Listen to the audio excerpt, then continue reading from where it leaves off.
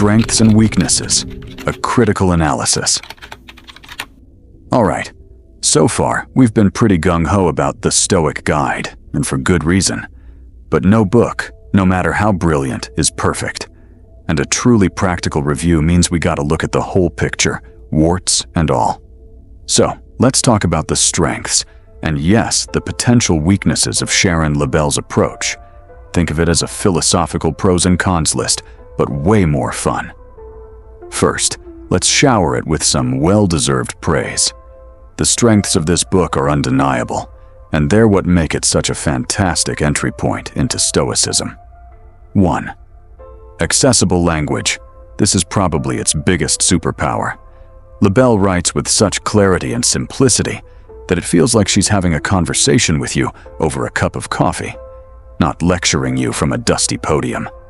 She strips away the academic jargon and makes complex, philosophical ideas incredibly easy to grasp.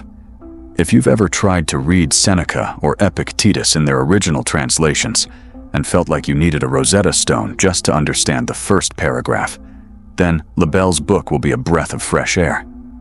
It's like she took the ancient texts and said, let's make this make sense for people who also have to pay bills and deal with slow Wi-Fi. 2. Relatable examples. This isn't just theoretical mumbo-jumbo. Lebell peppers the book with practical, everyday scenarios that resonate with modern life. She doesn't talk about chariots and Roman baths. She talks about stress, relationships, and finding meaning in your daily routine.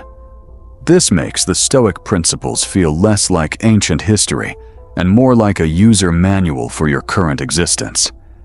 When she illustrates a point with a scenario you've probably experienced, it just clicks. It's like she's saying, see? Stoicism isn't just for toga-wearing philosophers, it's for you.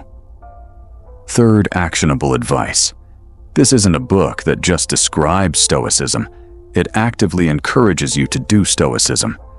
The focus is heavily on practical exercises and how to integrate these principles into your daily habits. It's not just about knowing what Stoicism is, it's about knowing how to be a Stoic. She gives you the mental tools and the instructions on how to use them, which is crucial for anyone looking for tangible change. You finish the book feeling like you have a clear game plan, not just a bunch of interesting ideas floating around in your head. So, it's pretty clear Lebell hits it out of the park with accessibility and practicality.